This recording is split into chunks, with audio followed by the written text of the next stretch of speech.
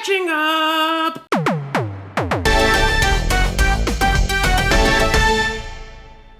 Hi, I'm Andre and I'm a black nerd. So I didn't really make a big deal about it, but as you can see, I am in a different headquarters, a different black nerd HQ, and it takes time to find a new place to set up. Unfortunately, that time was usually taken on Saturdays when Power Rangers Super Megaforce was airing. I haven't done any recaps of past episodes, and that is unfair to the Power Ranger fans, the ones who watch and then complain that I don't watch the Japanese versions of it every single time I post a recap. So glad I'm doing this for you guys.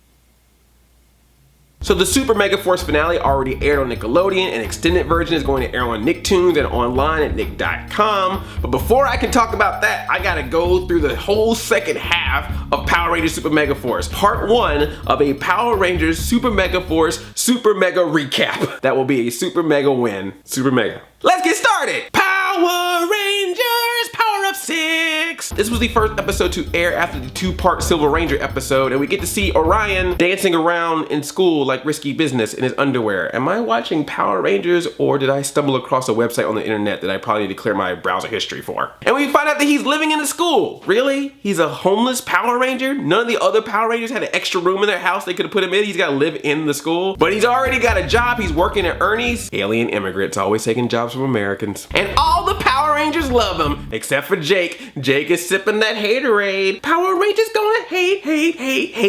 Because Orion's getting a lot of attention from the Power Ranger ladies, particularly Gia, and that's his woman. He's been working on that for like 7-8 episodes. But then a monster shows up, they gotta fight it. And this monster steals the energy of humans. So when he takes their energy away, they get really lazy. You know, like actual humans. So when the other Power Rangers are taken down, it's up to Jake and Orion to work together. And then Jake is just like, dude, I'm sorry. It's just, when you came into town, I didn't know how to expect you. I thought you was macking on my girl. We may have had our differences in the past, but we gotta work together. Orion's like, yeah, I know, I'm not used to being a team player, but I'm here for you. And I was just watching the scene like, wait a minute, are we having dialogue, story, emotion in a Power Rangers Super Megaforce episode? Who wrote this thing? You did not follow the rules. You're supposed to just be like, hey, let's go to school. Hey, here's a monster. Play some exports. Prism new powers. You don't put emotion in this. Also, Orion is trying to get used to his Silver Ranger powers because he has the power of all the 6 Power Rangers, but he gets all the keys and one's like, I don't know all these keys. He even ends up fusing 2 RPM keys together and becomes a silver and gold hybrid Power Ranger. Silver and gold. Silver and gold.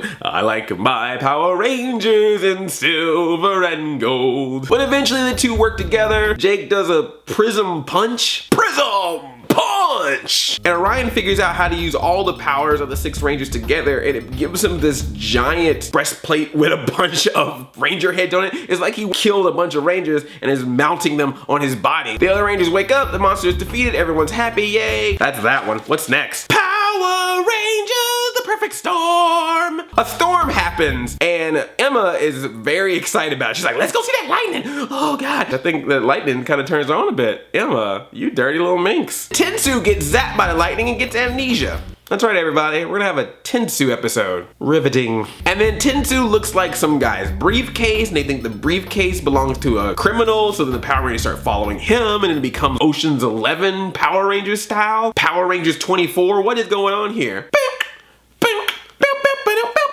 But there's an old lady in this episode, and she was the best actor in this. I love that old lady. Bring her back for every episode. Make her a Power Ranger. Power Rangers Senior Force. I just gave you an idea, Saban. Get on it. We get some classic Rangers in this. We get some Mighty Morphin Green. We get some White Ranger up in the house. We get Blitz new powers. And we even get Zeo.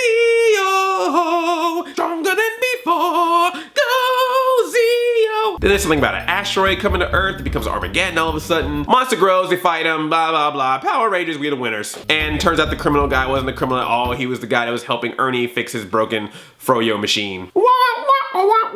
Power Rangers. Moving on. Power Rangers, love is in the air. A monster monster falls in love with a Power Ranger. Really? There's this butler monster who has a crush on Latrine, and it's the classic, oh, I'm gonna make a potion, and the first person she sees, that's who she falls in love with. Why do people always do this mistake? Can't they just make a potion that just says fall in love with me? Why is it always the first person she sees? Someone needs to upgrade that formula. She drinks it, but she's looking at the Power Rangers at the time, so she falls in love with Jake. Cause how could you not? I mean, look at that face. If I was a freakishly disgusting monster woman, I'd fall in love with him too. And I've seen me in the mirror. Sometimes I do look like a freakishly disgusting monster woman. Just saying, Jake. I'll see you at Best Buy.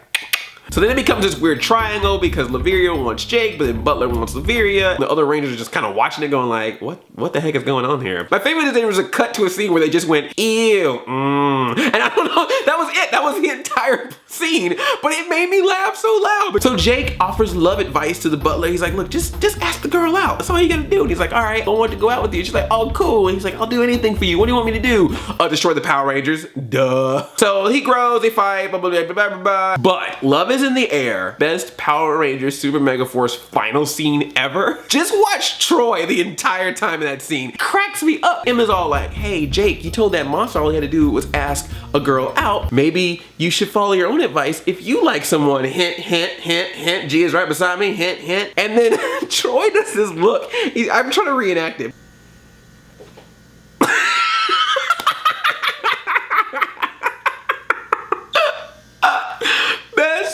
Final scene of Power Rangers Super Megaforce ever. Goes to Love is in the Air. Congratulations. And then of course, right when Jake's about to ask Gia out, that dude gets C-blocked by Noah. Noah's like, if I ain't getting any, ain't nobody getting any. All right, is there another one of these? Power Rangers united as one. So the prince gets a code and got from humans, so he sends his monster down and it sucks the happiness out of people so that he can use that to make the prince feel better. And he does this to a bride, which means that the Power Rangers have to fake a wedding so they can get him to come back, which I feel like is a thing that they've done before. And then it just becomes like a Bugs Bunny Animaniacs cartoon because Emma and Orion just keep dressing up as different characters. First they're a bride and a groom, then they dress into cops, they dress into medical people. Emma dresses up as a cheerleader. Are you shopping at the That's So Raven clothing store? Where are you getting these outfits? And they keep just tricking this character. I mean, it totally was a Bugs Bunny cartoon, but with Power Rangers. What's up, monster? And the other thing that cracked me up was when they had to do a fake wedding, Emma was like, Orion, you gotta kiss me so that I'll look happy, so that way he'll try to steal my happiness. And he's all like, I can't kiss a girl. Are you serious, dude? Look at this girl. She is freaking hot in a wedding dress, and you don't wanna kiss her? Give me Silver Ranger powers. Call me Sebastian, because I will kiss the girl. Sha-la-la-la, don't have to think. I want to kiss the pink. I want to kiss the ranger. Well, Kiss the Pink does not sound good. Monster grows large, Megazord and Q-Zord finally combine, they destroy him, yay, fun times, we're done. Seriously, you did not want to kiss Emma? I just can't get over that. I mean, I'm sorry, I know you an alien, and you new to this world, but you seriously did not want to kiss her? Are you dumb? Other joke I liked about this episode, the monster had the power of growing and shrinking at any time, and he grows giant like right away, and someone went, he's growing giant already? It's like, yeah, you're not following the formula, dude. You're supposed to fight for like 20 minutes and then grow giant, because just growing giant and stepping on the Power Rangers would not help with their defeat. Also, maybe attacking a part of the world that's not where they live may also be a good idea. You don't do that ever. 20-something years of Power Rangers, you just keep thinking, attack where they live. Don't go anywhere else and attack. This is right where they stand. That'll show them. What's next? Power Rangers! The grass is always greener, or bluer. Noah and Jake switch places. Never done that before on Power Rangers, right? There's this monster called Transferer. He's trying to switch the brains of an ambassador. The Power Rangers stop him, so instead he switches the brains of Noah and Jake. And it's funny times because Noah's usually the smart one, but now he's acting all sporty and goofy. And Jake's usually the sporty, goofy one, but now he's acting all smart. There was a scene that kind of confused me because Jake, who was Noah, was talking to Gia and he was being all smart. And Gia got like all like, oh, that's impressive. Started touching on him and stuff, and I was like, well, wait, I'm confused. Are you intrigued because it's Jake, because it's Noah, or do you have a weird freaky crush of Noah in Jake's body? I don't know what you want, Gia. Tell us what you want. You want a cockatoo? I'll give it to you. Kangaroos in Malibu. We get some alien rangers from Aquitar show up. We get some jungle fury. We get some dragon power. We also get a montage. I always love one of those. Montage. Power Rangers needs a montage. They combine all of their keys together into this gigantic cannon and shoot it off. And apparently shooting the cannon also means grabbing other Power Rangers by their back belt buckle. So you grab a Power Ranger ass and you can shoot a weapon.